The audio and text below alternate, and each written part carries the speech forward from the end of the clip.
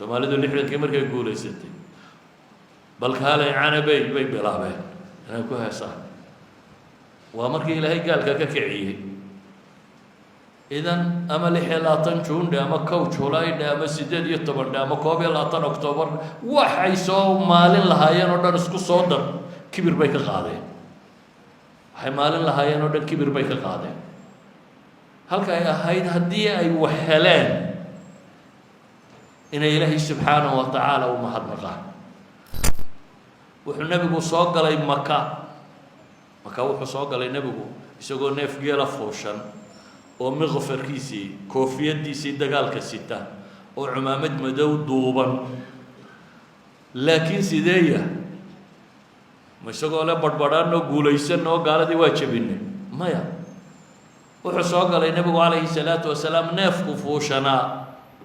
raxligii saaraa raxligu waa koorihii iyo wixii neefka dushiisa saaraa isagoo gadhkiisa uu gaadhayo ilaahay subxaanahu wa tacaala u khuduucaya oo sujuudayo gadhkiisu halkaasi gaadhayo oo mutakhashica khushuucsan buu soo galay kelmaddan caawa ka hadlaya marka waa kelmad nasiixa ah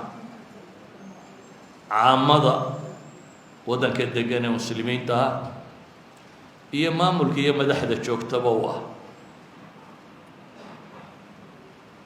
maalinta ay dadku yidhaahdaan maalinta waطaniga ah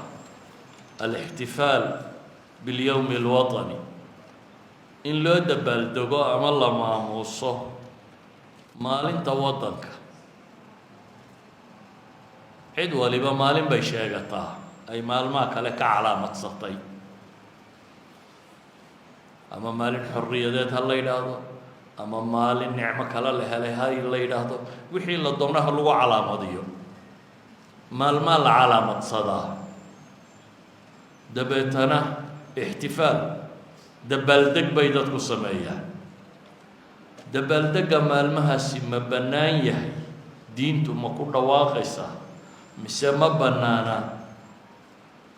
culammadu laba qowl bay ka leeyihiin intaanan labadooda qowl soo bandhigin waxaan rabaa sideedaba inaan tilmaamo nebigu calayhi salaatu wasalaam muxuu yeeli jiray isagu ilaan isba maalmo uu guulaystay maalmo uu dagaalla ku guulaystay maalmo uu dowlada ka guulaystay maalmo badan baa soo maray maalmahaasi siduu nebi maxamed ula dhaqmay calayhi salaatu wasalaam ilaahayna subxaanahu wa tacaala qur-aanka wuxuu inoogu tilmaamayaa في سورة إبراهيم ولقد أرسلنا موسى بآياتنا أن اخرج قومك من الظلمات إلى النور وذكرهم بأيام الله إن في ذلك لآيات لكل صبار شكور إلهي وحليه سبحانه وتعالى نبي موسى آيات كيجي كصادر وحلو صادر وحكم إذا أن اخرج قومك من الظلمات إلى النور تلقى madowgiyo mugdiga ka saar oo iftiinka gee wadakirhum biayaami illaahi baa la yidhi maalmaha ilaahayna ku waani maalmo aad jabtay maalmo lagaa xoog batay maalmo aad xoog badatay maalmo aad abaarsatay maalmo aad nicmaysatay maalmo badan oo nolosha ka mid a ku soo maraya ilaahay wuxuu ku yidhi nebi muuse wadakirhum xasuusi oo ku waani ilaahay maalmihiisa إن في ذلك لآيات لكل صبار شكور دبتنا إلهي وحي نوشة مالمه ونبي موسى دك كواني وإذ قال موسى لقومه اذكروا نعمة الله عليكم إذ أنجاكم من آل فرعون وحو قبل أبي مركا وهذا حستان با إلهي لمركو نبي موسى تلك كيري ور إلهي النعمة حصوصتا إذ أنجاكم من آل فرعون يسومونكم سوء العذاب ويذبحون أبناءكم ويستحيون نساءكم وفي ذلكم بلاء من ربكم عظيم مركي إلهي وفرعون يقوم كسيدي كبد بادي إذن نلش مال ميلادي مال مها سيل ولا نغمة نبي الله محمد عليه الصلاة والسلام مال ما بدن بصومري waxaa soo maray maalmo uu guulaystay beder baa soo martay oo iyagoo yar oo tiro yar oo gaalo ka xoog badani ku soo duushay kun nin oo hubkooda u dhan yahay dhowr boqoloo neef wata farda wata awr wata wax walba wata iyo saxaabaan dagaalba kusoo talagelinaya 310 qof ah laba faras oo qura fuushan waxba aan dagaal ku talagelin inay safar meel mara iyo soo qabtaan kusoo talagalay ilaahi subxaanahu wa tacaala waa uga guuleeyey siduu nebi maxamed u xusay maalintaa waxaa soo martay yowmul axzaab waa maalin gaaloo dhammi isu urursatay gaaladii gudaha ku jirta oo yuhuud lahayd kuwii ay ishayeene quraysh ahaa kuwo kaloo ay soo duufsadeen oo qatafaan iyo qabaa'il kale ah iyadoo la yidhaahda magaalada madiinaba markaa dadka deganay 3,000 oo qof buu gaadhayay ayaa 10,000 oo ciidani soo weerartay ilaahay markuu tilmaamayo qur-aanka wuxuu ku tilmaamay in zilzaal u dhacay dhul gariir inay ku noqotay qalbi gariir baa dhacay إذ زاغت الأبصار وبلغت القلوب الحناجر وتظنون بالله الظنونا إلهي كنت المامي وحصامري يوم الحديبية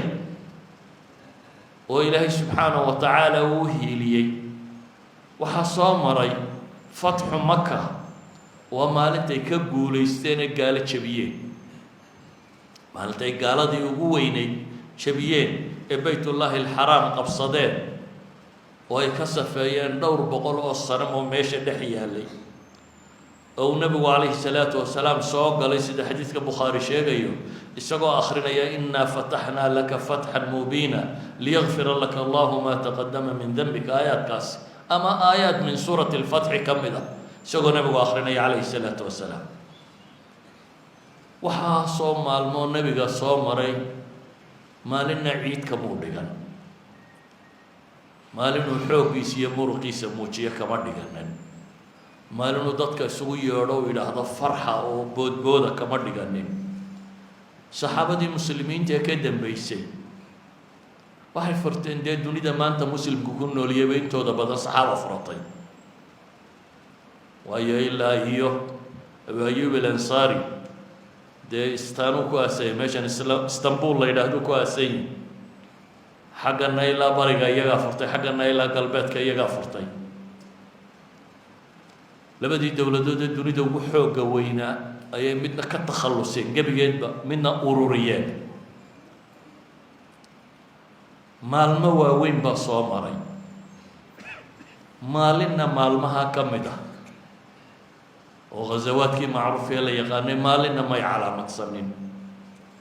taabiciintii ka dambeeyey saasay haayeen سلف الأمة ساسو ودغمي إسلام waxaa la yaqaanayo kaliya markay ciid iyo farxad iyo reyn tahay laba maalmood oo qura ama haddii laga maarmi waayo dhowr maalmood oo tirsan ciid iyo ayaamu tashriiq iyo maalmaha jumucayaasha intaasoo soo aroortay nin yahuudiya ayaa wuxuu akhriyay aayaddan qur-aan uu maqlay ee ilaahay leeyihi waa aayad bartankeed bay ku jirtaa alyawma yaysa aladiina kafaruu min diinikum falaa takhshawhum wakhshawn alyawma akmaltu lakum diinakum waatmamtu calaykum nicmatii waraditu lakum alislaama diina ilaahay baa wuxuu leeyahay gaala maanta waa ka quusatay inay idinsoo hungureeyaan waxaa kaloo ilaahay leeyahy subxaana wa tacaala maanta waxaan idiin dhammaystiray kamaalka waxay culammadu yidhaahdaan shayga aan ziyaadada aqbalin tamaamku bay yidhahdaan ziyaado wuu aqbalaa kamaalku laakiin ziyaado ma aqbala bay yidhahdaan alyawma akmaltu lakum diinakum baa ilaahay yidhi diintiinni waan idiin kamilay way dhammaystirantay ziyaado ma aqbasho waatmamtu calaykum nicmatii nicmadiina waan idiin taam yeelay nicmaadku waa iska daba imanayeen waa socdaan waraditu lakum alislaama diina islaamnimana diin baan idinka raalli noqday ninkaa yahuudigaabaa cumar wuxuu ku yidhi annaga hadday nagu soo degi lahayd alyawma akmaltu lakum diinakum maalintaa ciid baanu ka dhigan lahay maalintii diinta ilaahay dhammaystiray waa u dabaaldegi lahayd cumar baa wuxuu ku yidhi maalintay soo degtay وان قرنا يا بولي عرفة ومالين جمعيضة أي سودك تقول يا يضطني لكن واحد إرادة مسلمين ما يسمينين عرفة هذي مالمه الدنبي سوق ليس نسيوب بحج كلو جدني جمعة يا الوقت جدا بي مني نسيوب لو عبادة سنة وما حيوحى قفك مسلم كان لقرب هدون نعمة هلبا أصل كو حويا قفك مسلم كا هديني بكل عضنا وصبره هدون نعمة هلنا إلهي بو مهدنا سبحانه وتعالى سادرات العلماء واحد هذا الشكر قيد للنعمة الموجودة وصيد للمفقودة بين هذا شكر إلهي الله مهدنا وحوية هي النعمة مركا هيسته دبر بوية يسيته وحلقو حيو نعمة كام مقنة وحلقو غارسدوية هي بيلي نعمة كام مقنة وحلقو غارسدوية إلهينا قرآن وحكول إلا إن شكرتم لأزيدنكم ولئن كفرتم إن عذابي لشديد هدا إلهي هذا النقضان وندين كردين با إلهي لي سبحانه وتعالى هدا إلهي هذا نقي ويدانا كفره وكفران النعمة إن عذابي لشديد عذاب كي هو الدرني هيبال لي سبحانه وتعالى آية كلا إلهي وحليه وضرب الله مثلا قرية كانت آمنة مطمئنة يأتيها رزقها رغدا من كل مكان فكفرت بأنعم الله فأذاقها الله لباس الجوع والخوف بما كانوا يصنعون إلهي وحط صالين كسين يا بليل مقالو نبض أحيد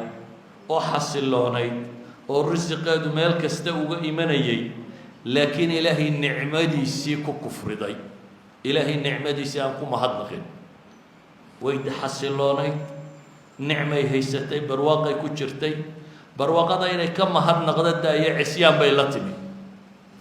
محاكو دعي إلهي وحلي فأذاقها الله لباس الجوع والخوف إلهي وحلو الدنسية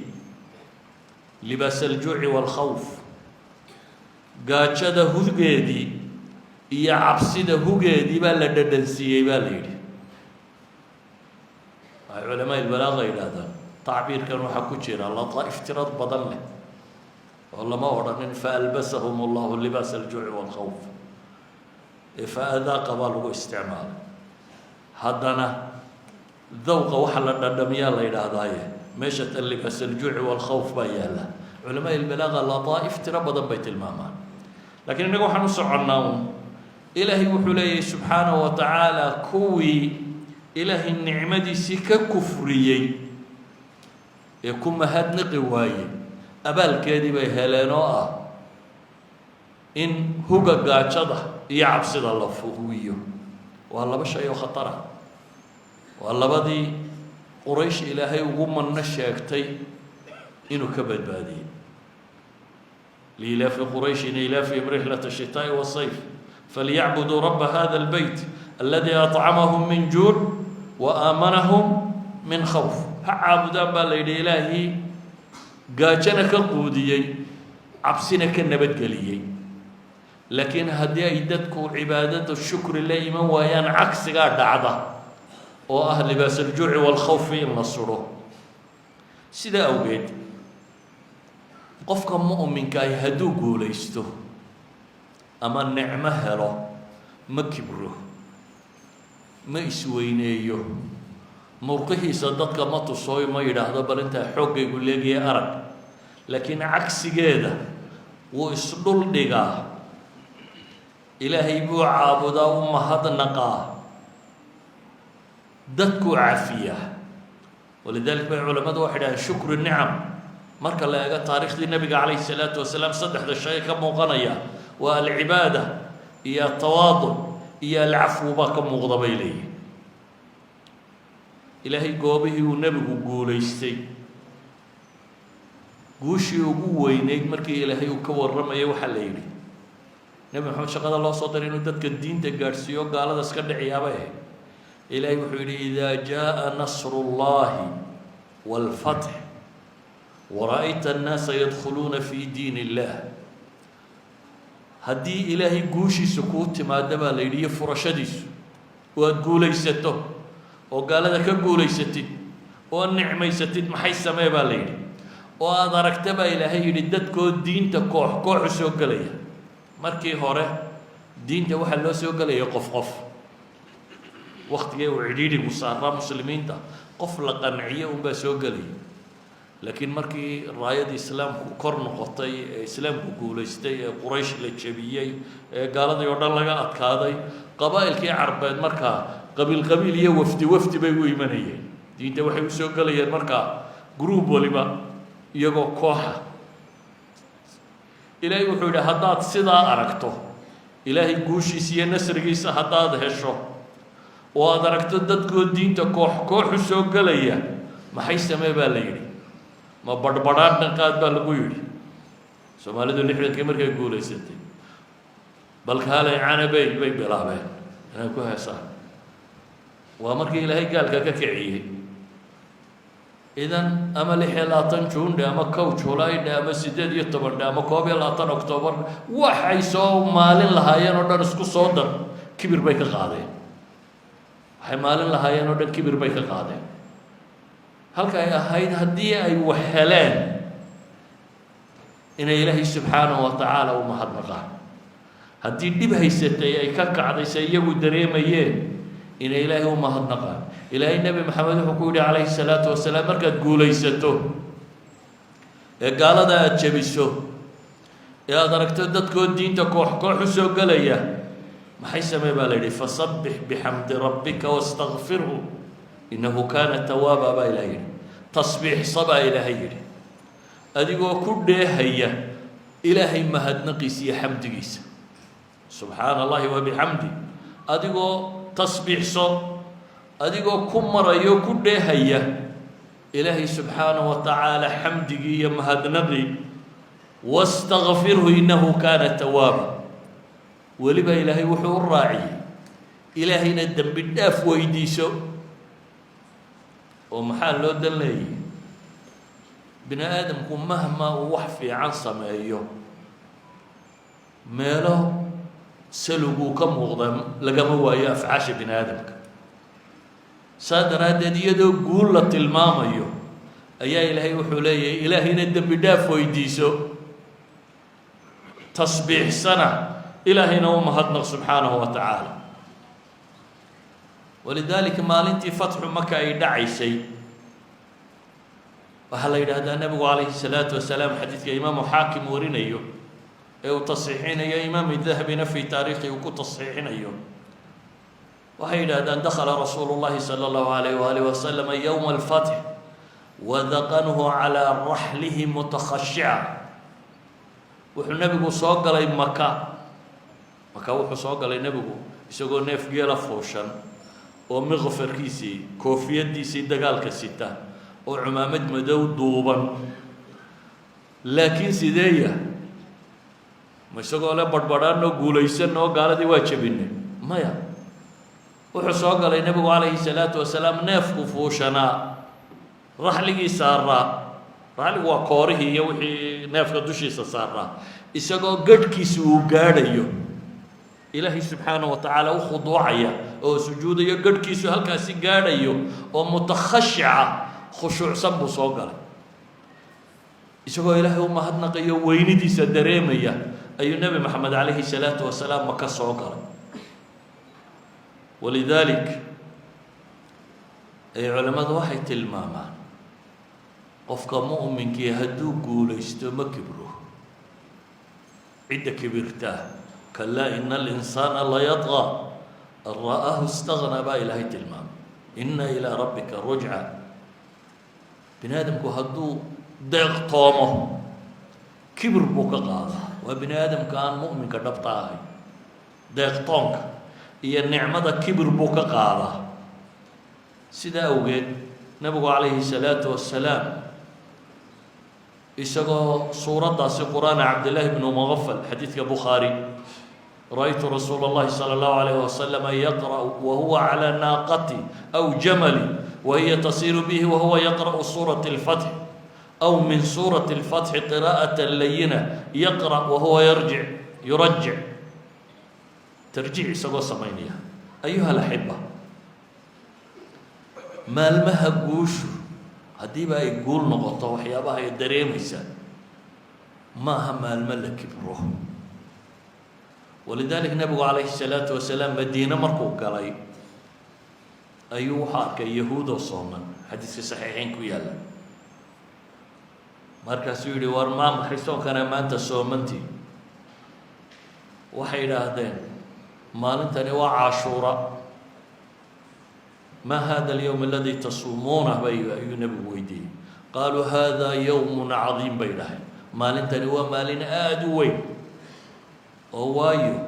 أنجى الله فيه موسى وقومه وغرق فرعون وقومه فسامه موسى شكرا فنحن نصومه.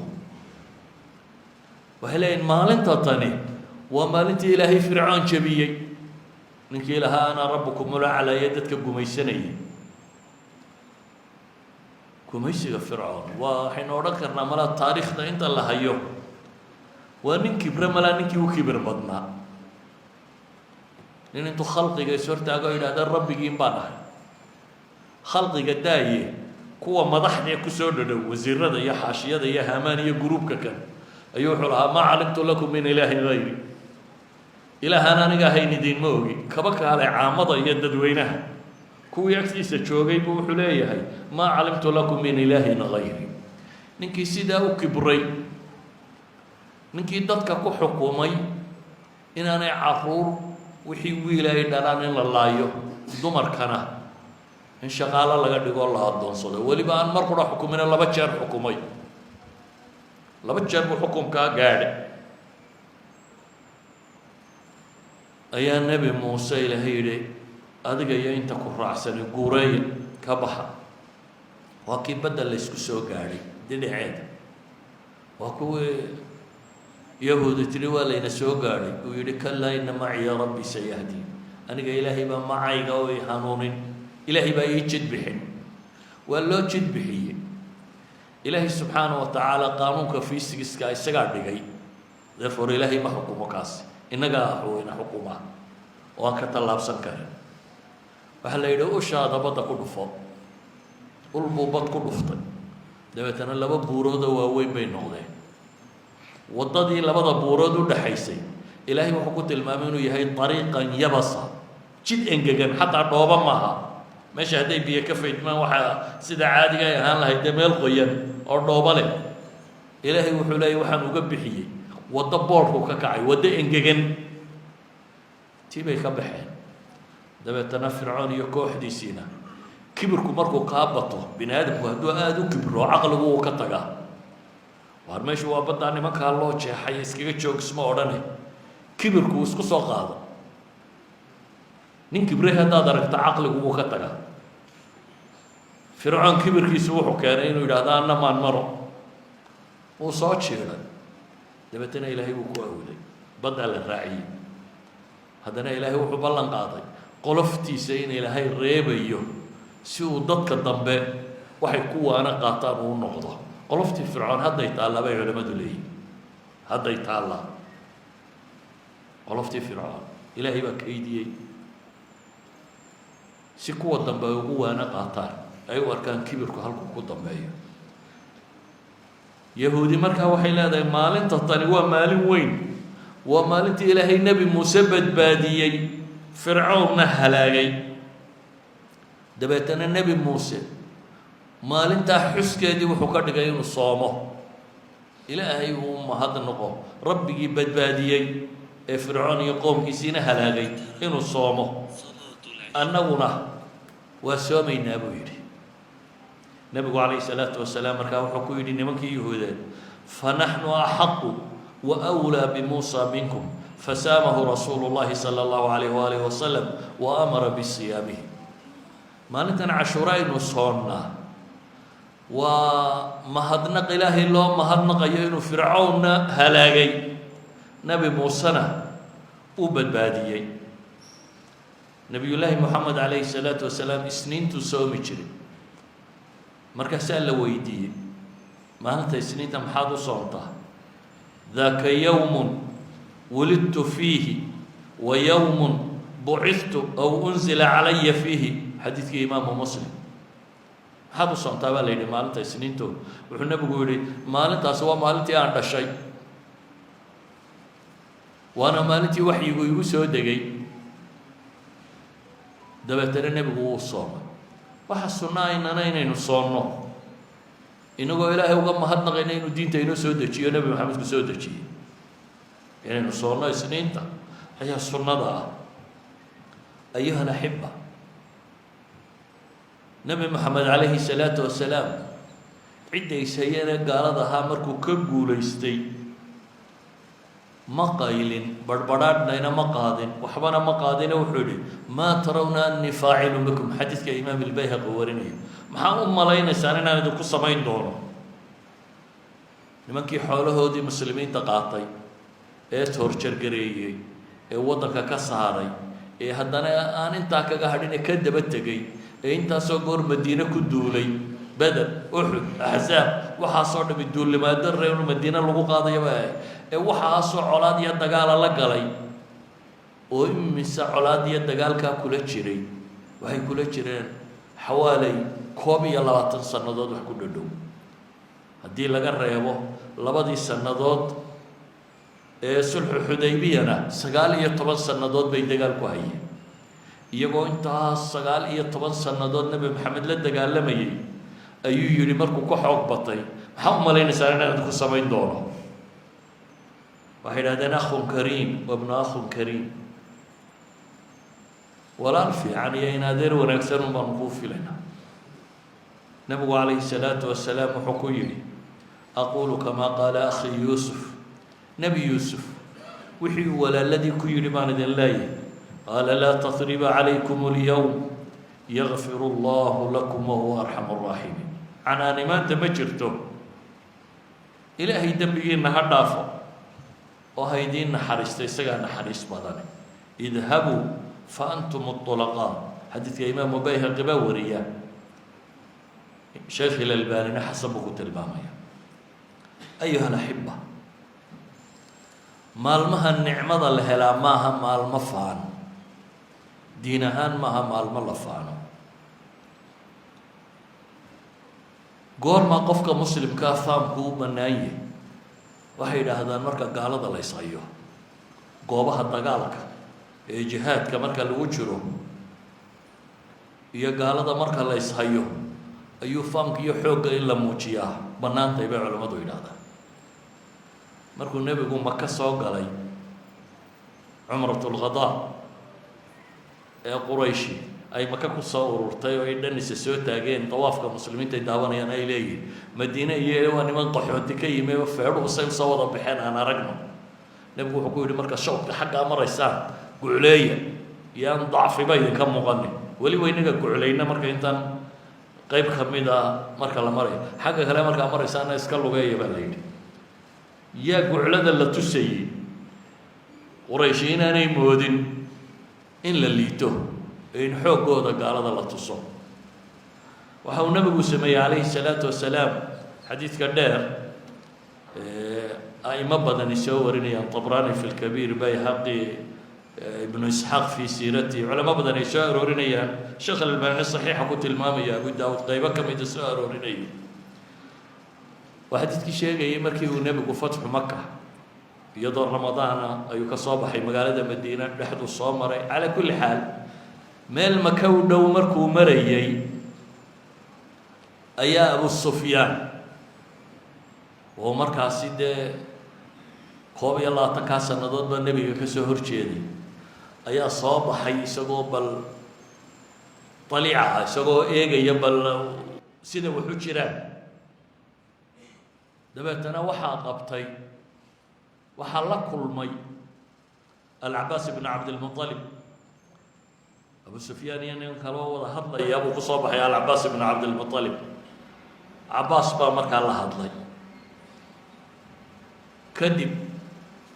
ayuu yihi warya abu sufyaanow tolkaa ciidanka nebi maxamed wato maanta iska celin kari maayaane ma idin isdhiibiyo maad iska islaami oo tolkaasaa maad u sheegi inakeen aan kuu geeya buu yidhi nebigu aada weydiisatid inaadna lagu magangeliyo tolkaana la magangeliye calaa kulli xaal inagu intaynu uga danlayno baynu riwaayadda dheer way dheer iyo xadiidkee ka soo qaadanayna nimankii kale dib bay isaga noqdeen abu sufyaan alcabaas ibn cabdilmuطalib oo baqlo geenyow nebi maxamed lahaa maxaa la yidhaha baqal nebigu lahaa wata ayuu soo raacay xagga dambuu soo saaray ciidamadii muslimiinta la soo dhex maray kol boqol uu ku soo baxaa markaas dab meel ka shidana uu soo dhex mara markay ciidanku soo kacaan bay arkaan baqashii nebiga inay tahy dabeetana way iska noqdaan sidii buu ciidanka kusoo dhex mariyey isagoo uga cabsanaya hadday gartaan inay dilaan waxaa la yidhaha cumar baa mar dambe gartay oo kusoo haliilay adugu cumarna baqashaa la eriyey oo nebigaa looga hortegay isagoo leh ilaahay cadowgiisii baan helay maanta isagoo aan magangelyana cidisin ballanna aanan kula jirin laakiin nebi maxamed baa loo geeyay calayhi salaatu wasalaam akhiiran abu sufyaan wuu islaamay waa shahaatay dabeetana nebigu calayhi salaatu wasalaam wuxuu yidhi abu sufyaan kaxee waxaad geysaa ciidanka muslimiintu halka uu soo mari doono xoogga muslimiinta la tusaya war ha geeya nimankii quraysheed ha wargeeye xoogga muslimiinta ha la tuso abu sufyaan buu meel cabaas isla taagay dabeetana qabaa'ilkii muslimiinta oo qoloba calan sidata soo marta kolba qolaa soo mara calan sita markaasuu yidhaha kuwani waa ayo markaasuu yidhaha waa sulaym maali walisulaym buu abubakar dhaha war aniga iyo reer sulaymna maxaana kala galay kuwani waa ayo markaasuu dhaha waa musayna war aniga iyo musaynana maxaana kala galay kolba qolaa soo marta sidii ciidamadu kolba qolo u soo maraysay ayaa markii dambe waxaa soo martay katiibat alkhadraa qolo la yidhaahdo ciidankii cagaaraa waa saxaabadii nebiga calayhi salaatu wasalaam waa ciidankii maxaa la yidhahdaa nukhba waa nukhbadii waa muhaajiriintii iyo ansaartii oo aanay muuqanin jirhkooda bu'da isha mooyaane aanay meel kale ka muuqanin alxadaqa unbaa muuqata ayaa soo maray markaasuu yihi kuwanina waa kuwa macabaasow markaasuu yihi waa ilaahay rasuulkiisii iyo ansaar iyo muhaajiriin weeyaan markuu arkay nimankanina siday u hubaysay buu yihi maanta walle inaan kuwan cidi waa dee 10 kun ciidanku ma aha koox yar kolba qabiilku maraya waa 10 kun oo ciidana abu sufyaan baa markaa wuxuu yidhi maanta kuwa kan cidi uma taakayso cidi sortaagi karaysa maka kuma ogi buu leeyahy abu sufyaan daymukunbuu dirka ku ashahataye markaasu wuxuu yihi laqad asbaxa mulku ibnu akhika alghadaata cadiima cabaasow inankaada adeerka u ahayd wallahi boqortooyadiisii waa xoogeysatay buu yidhi cabaas baa wuxuu yihi yaa abu sufyaan inaha nubuwa waar boqortooyo meeshu maahee waa nebinimo buu leeyahy iyo diin ayuu u tilmaamay fa nacam idan buu yidhi markaa hadday diin tahay markaa waa aqbalay abu sufyaan nebigu cabaas baa wuxuu ku yidhi ilaahay rasuulkiisii abu sufyaan wuu ammaan jecelye waxoogaa ammaana ku dheh markaasuu nebigu yidhi guriga abu sufyaan ninkii maanta gala waa badbaadaya ninkii albaabkiisa xidhaana waa badbaadaya erayuu tilmaamay abu sufyaan baa markaa soo cararay isagoo tolkii raba inuu warramo war ciidanka maanta soo socda uma babac dhigi kartaan buu leeyahy maxaa la yeelaa wuxuu yidhi buu yihi man dakhala daara abu sufyaana fa huwa am guriga abu sufyaan ninkii gala waa nabad waa nabadgelaya islaantiisii hindo halkan ag taagan baa shaaruubaa ku dhigtay gurigaagu ma quraysh buu qaadaa way ku tidhi markaasuu haddana yidhi waxaa la yidhi ninkii albaabkiisa xidhaana waa badbaadaya sidii bay uun tolkii uu ku badbaadiyey xadiidka maxaan usoo daliishanaynaa riwaayada ibnu isxaaq sanadkeedu waa saxiix baa la yidhahdaa ta tabraanina iyo keyrkiina imaam ilalbani baa saxiixinaya waxay tilmaamaysaa cidda xoogga la tusiya waa gaale iyo kuwii la jebinayay goobta dagaalka waxaa bannaan atabaktur saxaabiga abudujaana la odhan jiray iyo markuu gaalada hormarayo goobta gaaleed marka la isugu yimaado alacsaab alxamraa buu xidhan jiray dabeetana iyo tabakhtar meesha horteedu mari jiray waa nimankii geesiyadii waaweynaa ee muslimiinta ka mid ah dagaalyahanadoodii caanka ahaa goobtaasi waxay culammadu yidhaahdaan fanku wuu bannaan yahay goobtaa dagaalka in la ysku hayo gaalada inay muslimiinta ama xooggooda muujiyaan ama muruqooda tusiyaan ama faanaan ama tabakhtur sameeyaan waa u bannaantay amaa maalmihii ilaahay kuu gargaaray ama aada nimco heshay maalmo la kibra maaha waa maalmo qofka muslimkii hadduu nimco dareemayo inuu helay tawaaducu la yimaado kibirka iyo faanfaanka waa dadka aan ilaahay rumaysnayni waxay sameeyaan shuuciyiintii waxay samayn jireen ama kuwa liberalismkuna xataa waa sameeyaa qaybo ka midi liberalismku inta badan iyagu ciidamada iyo militariga iyo waxaa meesha ma keenaan laakiin intaa calamo yar la qaataabaa waddada la maraa oo dharka hidiya dhaqanka intay qaataan ayay qaarkood ama boqortooyadu meesha martaa ama shacabku maraan ama boqorka lasoo salaamaa kuwa reer bariguna maadaama iyagu dee kuwan liberalka ay rabeen inay muruqooda tusiyaan kuwa reer bariguna waxay xoog hayaanba meeshay mariyaan dabaabadaha kaarayaasha taangiyada wax oo dhan kolbana kooxmiheedaha u qaylinaysaa soo martaa idan alfakhr waltakabur والغناء الخليع والتبذير والاختلاط والرقص والفسق waxaasi waa min shiyam الكفر tashabuhood iyo ku dayashadoooduna waa gaal iska yeelyeeno